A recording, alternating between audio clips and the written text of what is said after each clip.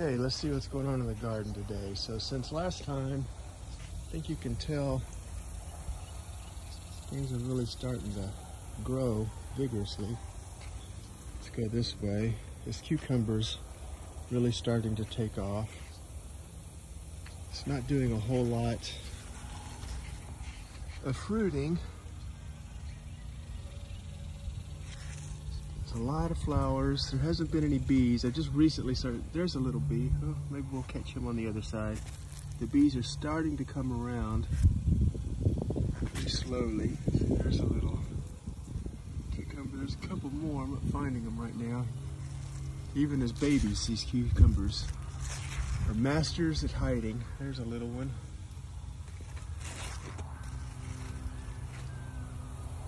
But you can see it's really taking off. It's loving this heat. The little onions down there and rosettes. They're second planting sets, actually. They weren't doing so good. I took them up. I replanted them over here. Been getting plenty of water, fertilizer every couple of weeks, and they're starting to look pretty good. These tomatoes also continue growing. I finally got some fruit on them. Coming out here with the electric toothbrush really helped them to pollinate. They just seem to be slow at growing and ripening. We got one down here that's starting to ripen. And then this batch right above it is starting to show a little bit of a blush. So I think this plant is going to start ripening on me. Down here are some of the black-eyed peas. These are about 10 days old now. Doing very well. These watering troughs I bought. So I put wood, rotting wood in the bottom. Basically it's like a hugkekultur system. Put some rotting wood on the bottom, some shredded paper, and I put some potting mix on the top. And the water gets down here. This is my drain hole. So the water gets down in here and holds below this drain line. And that creates a wicking system. So you can probably tell this top of this looks pretty moist. I did give it a light watering yesterday, but it was really hot yesterday, so it would have evaporated if this wasn't self-wicking. You see the same thing here. See how dark this is? See that over there is also self-wicking, but the tomatoes are drinking so much water, you can tell that it's looking drier on the surface there than it is over here. That little weed out of there. Again, I got some insects. And I got some little insects trying to eat them. And then these are my sunflowers. I was a little concerned if they would get swallowed up by the black-eyed peas. It looks like they're going to take off and hold their own. More tomatoes here, trellised up on the cattle panel trellis. Lots of fruits, but not very large. Okay, over here is that tiger melon. Man, is it taken off since the last video.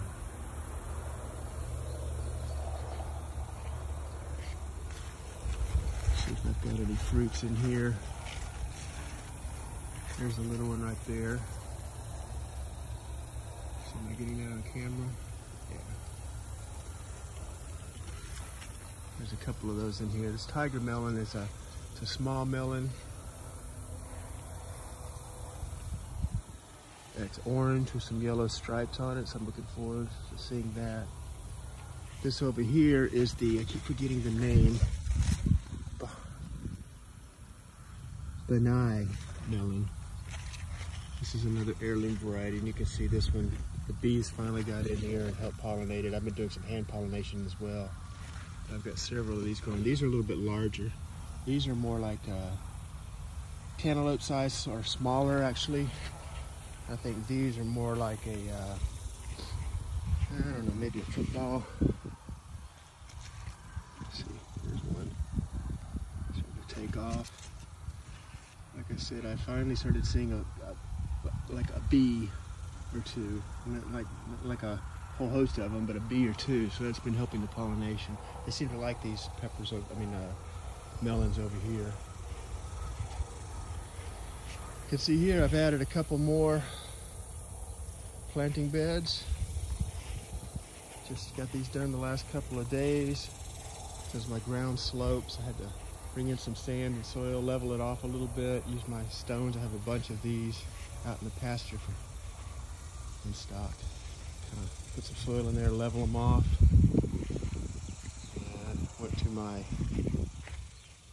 local soil provider. They make this garden mix, mushrooms, compost, mushroom compost, sand, a little regular topsoil, some pretty good stuff right there. Looking forward to planting in that. A lot less cheaper, a lot less expensive than bagged soil as well. Down here the corn is doing awesome in the containers. Right now we're pushing like 95 plus degrees every day. We've even hit 100 a couple of days. I'm gonna hit 100 a couple more.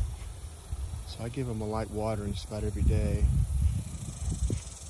More of the black-eyed peas. And when I was planting these, the bag spilled down here. I picked up what I could find and planted them, but a few got down in that grass and I couldn't see them, and they're taking off, so I'm gonna let them go. Of course, the moringas are doing excellent.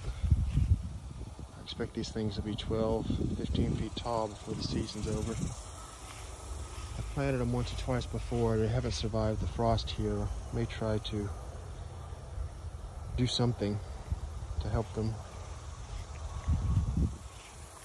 All right, over here is my cantaloupe and watermelon experiment. So you can see I've got some watermelon. I got a nice little, that's about softball size there. This one's a little bit bigger than that. Got it supported with an old t-shirt.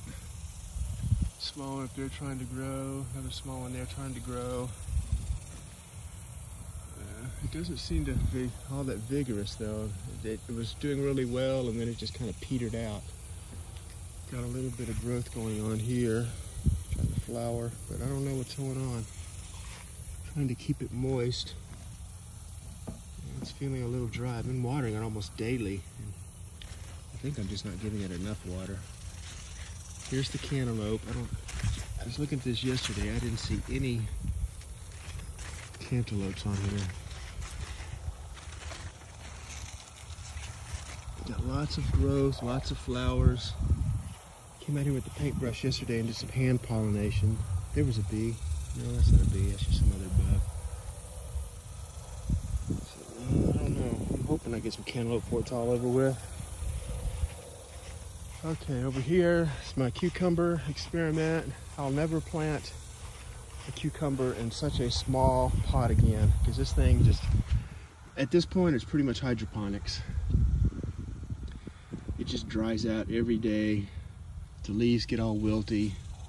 You can even tell from the cucumbers it dries out. I give it some water, it stretches out. It's a mess.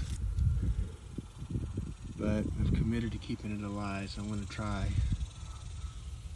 harvest some cucumber and taste them and see what it's like. But that's too small a pot. I would plant them in a pot again, but it's gotta be about twice the size. Same with the squash over here. This pot's just barely hanging on there, but I have to water it almost every day too. It's just a little too small. It's just too small. This pot, I forget what this one is. I think this might be I don't know if this is a 10 or a 15. This one's about right. Not sure if there's any markings on here to tell what size this is. I think this might be a 10-gallon pot. Yeah, this plant does pretty good. So that's about right size for a container. And this one, so this one over here, this is yellow squash. I just had a couple of harvests on them. This one looks like a fruit that, it's all soft. I don't know if it didn't get fertilized properly or something's attacking it. Anyway, yellow squash there. Butternut squash here. Got a couple of fruits growing. Over here on the wood pile. No, did I see just 2 fruits. This, I believe, is an acorn squash. Yeah, there's an acorn down there if you can see it. And this is an acorn also. See, there's a fruit. Oops. still got flowers. Oh, there's another one trying to grow.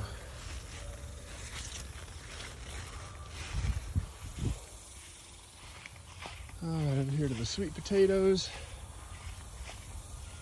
These are looking pretty good. They kind of got dried out from no water. I gave them some water the last couple days. They're perking up.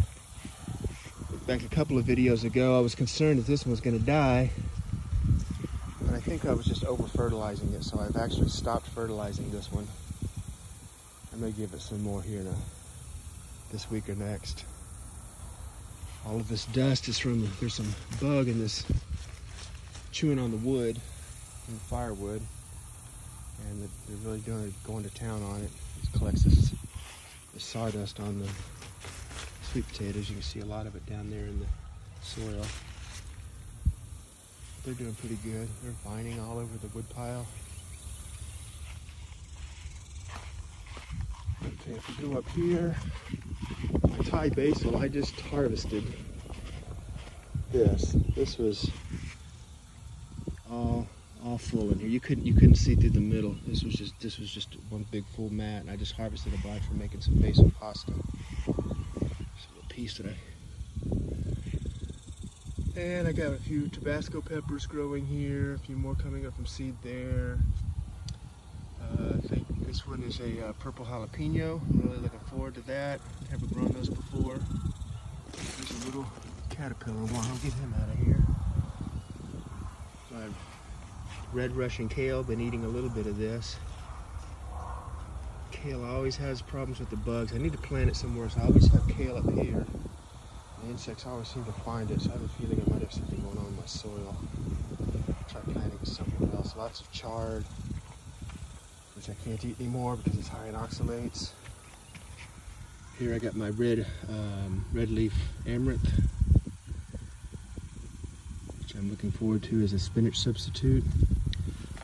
I ordered off Amazon this little basil tree. And right now I'm just trying to decide where I'm going to plant it. This is a basil leaf. And this, I didn't know before, but this comes from a tree. I thought it would have come from a bush. But this grows into a full-size 20-foot tree if it has the proper conditions. Over here, my mustards and green orc are doing well. I need to harvest some of this and put it in my salad. The banana peppers, I've harvested quite a few of these. These are just going nuts. I'm trying to let them grow larger, but you can see they're just all in there. Kind of a few more peppers over here that are coming up.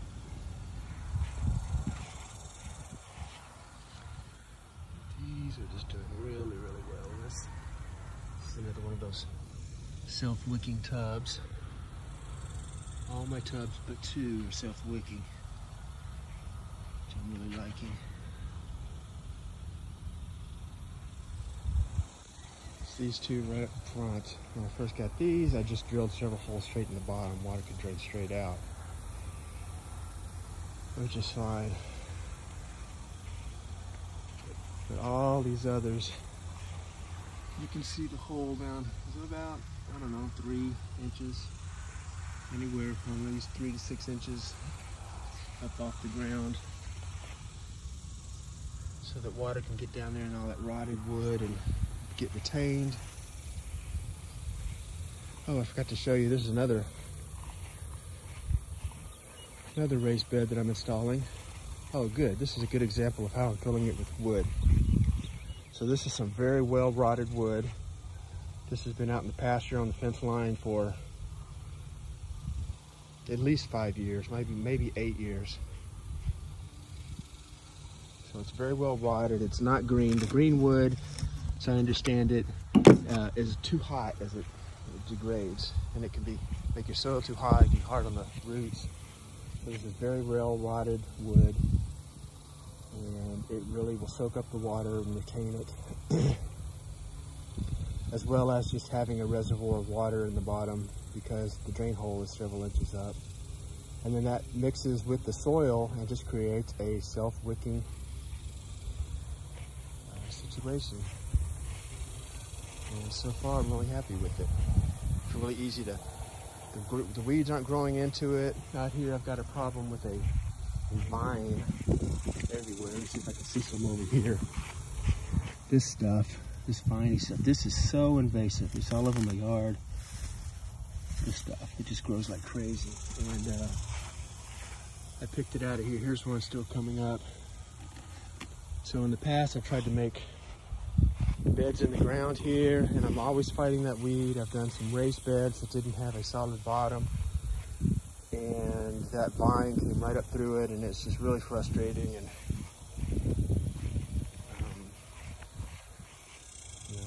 being that I work, I'm at home every day. I just really got tired of it, so I'm doing this raised bed system now, and so far I'm really liking it. The vines stay out. Of course, I get a few weeds blowing on the top, but I can keep on top of those.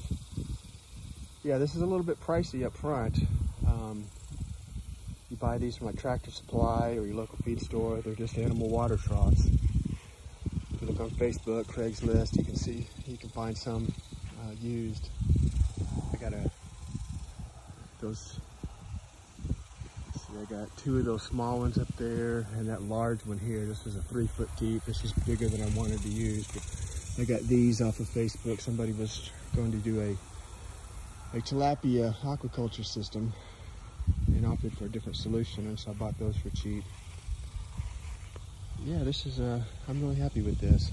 Get a combination of the raised beds, solid bottom, nothing for those invasive weeds or vines to grow through. Raises it up off the ground so it's easier to get to and manage. My wife's in a wheelchair, so it's easy for her to get to as well. And also doing hugkekultur. Oh yeah, so where it's sitting here is actually where I tried my first hugkekultur bed. I actually dug a big hole in there. I threw a whole bunch of this wood down there. I filled it up with compost. It was probably this tall to begin with. And I planted some things in it. They didn't do so good up front because my source of compost, it really wasn't ready yet. But then I had those vines, invasive vines going all through it along with the grass. It just got too hard to manage. So I abandoned it. And so it's been 3 or 4 years just settling. So it was fairly level to begin with. And I decided to put this 8 foot long, this is 8 foot by 1 foot tall by 2 foot wide trough. Brought in some sand here. Filled in the holes a little bit, leveled it off, used my bricks again to hold it back. Gonna go tomorrow to get another load of that compost mix. Gonna fill this up, and what I have left, I'm gonna also pour over this sand because this is a big dip in here. It's hard for the wife in the wheelchair to get up this direction easily. I'm gonna level all that off. And yeah, looking forward to starting my fall garden at this point. I think here in a couple of weeks, it's July 5th now. I think in a couple of weeks I need to start on in Texas, North Texas, the Dallas-Fort Worth area. In a couple of weeks I need to start on my cabbages and Brussels sprouts and broccolis and various things I'm going to plant for my fall garden. Get them started by seed indoors. And get them ready to come out here in about 45 days.